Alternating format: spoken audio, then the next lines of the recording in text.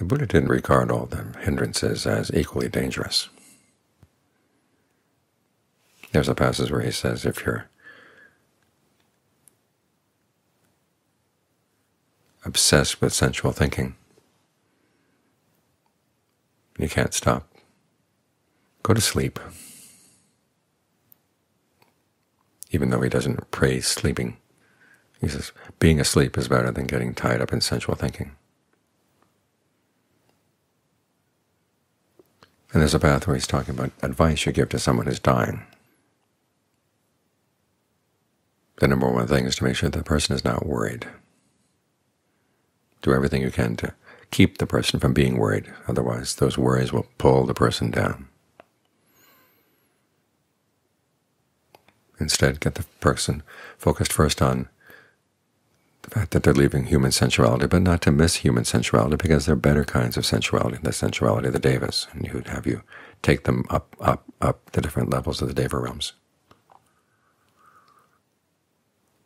Ideally, he'd have you get past that, but still, if you happen to die in the course of that, the fact that you're focused on deva sensuality is better than being focused on worry. So when you're meditating and find yourself overcome by restlessness and anxiety, you've really got to do something about it. Because this is one of those hindrances that can pull you way down. Restlessness is basically having too much energy. You're antsy, you just can't settle down.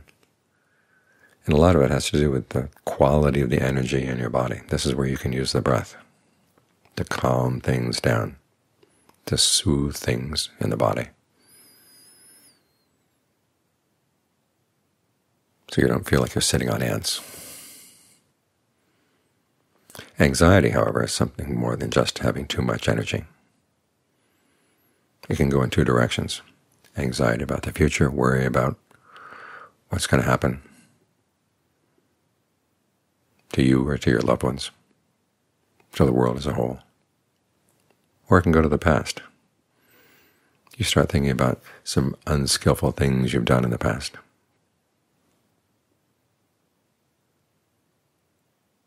And it just digs up old issues about how stupid you've been, how thoughtless you've been, how destructive you've been sometimes.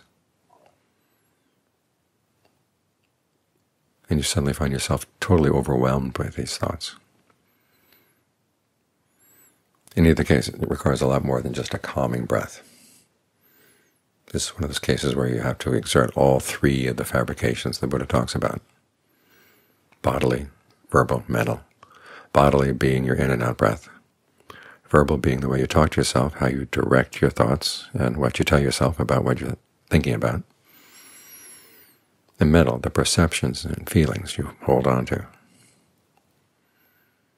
With the breath, of course, you try to calm it down. Try to be aware of the whole body breathing in, the whole body breathing out. Think of the breath as a medicine to soothe things inside.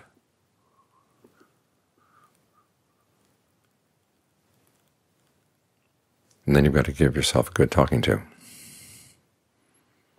If you're worried about things happening in the future, you remind yourself that there is a certain amount of planning that needs to be done. But when you go over the same topic again and again and again, it's not helping anything. It's wearing you out. And what you're going to need when the future comes is more alertness, more mindfulness, more concentration, more discernment.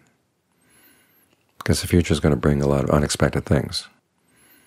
And it's these qualities of the mind that can deal with the unexpected, can be sensitive to what's going on, and see opportunities that you wouldn't see if the mind is all frazzled. So the voice in the mind that says, well, you've got to worry about this, otherwise you won't be prepared. You can counter with another voice that says, this is how you prepare, by developing the qualities of the mind that can deal with the unexpected.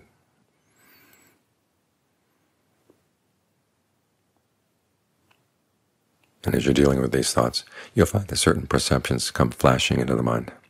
Look for those. Try to see what exactly is the perception that's got you all worked up.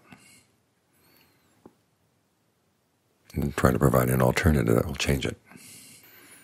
Because after all, what's the opposite of anxiety? It's confidence. Have some confidence in the Buddha when he said that you protect yourself through your virtue, you protect yourself through your generosity, through your meditation.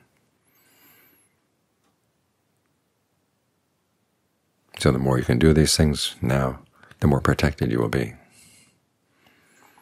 In other words, make sure you're living in a world where there is a Buddha in that world, where the Dhamma holds sway,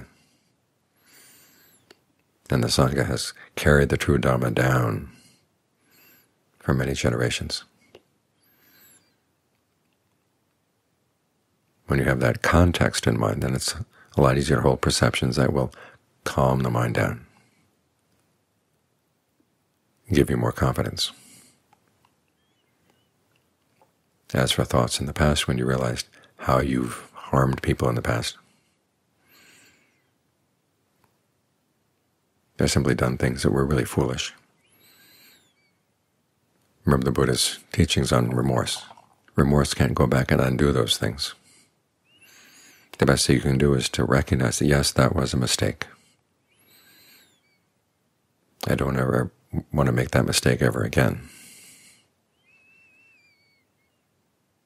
And then, depending on the karma involved, you've got to do something now that's going to be useful to counteract that bad karma.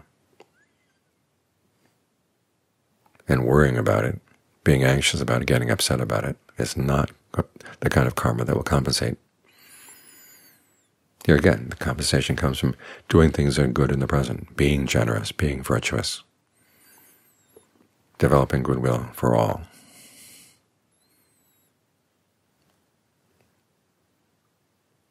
Because that's the second part of the Buddha's recommendation. Once you realize you've made that mistake and you resolve not to repeat it, have lots of goodwill for yourself, so you're not down on yourself, and for other people, for the people you've harmed, the people you might harm.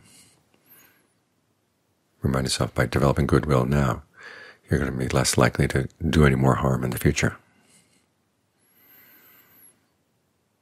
This also helps heal the wounds that come when you get down on yourself too much, because there will be part of the mind that will rebel at some point. And say, well, maybe it wasn't so bad after all. That's the voice you've got to watch out for, because that's the voice that's going to get you to do those harmful things again.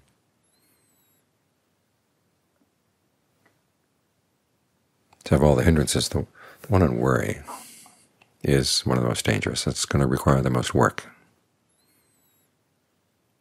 This is one of those cases where discernment fosters concentration. You have to think your way past this particular hindrance if you're going to get anywhere with it. So remember, you've got these tools. You're using them all the time anyhow. You're already fashioning things through the way you breathe, through the way you talk to yourself, through the perceptions you hold in mind. Simply learn how to refashion the way you do that. Take any unskillful thought apart and fabricate things in a much more skillful way to take their place.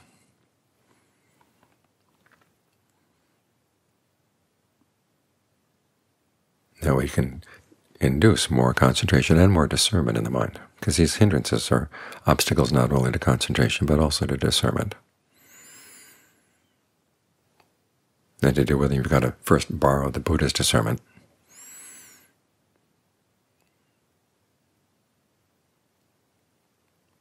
And then as you use his recommendations, follow his recommendations, then you start developing discernment of your own.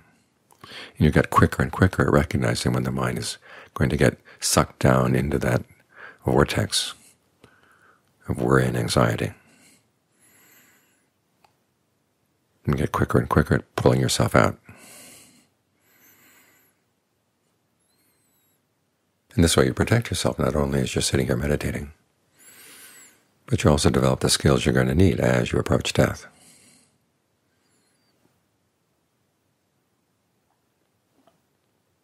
Because at that point, what you're facing in the future is going to be very worrisome.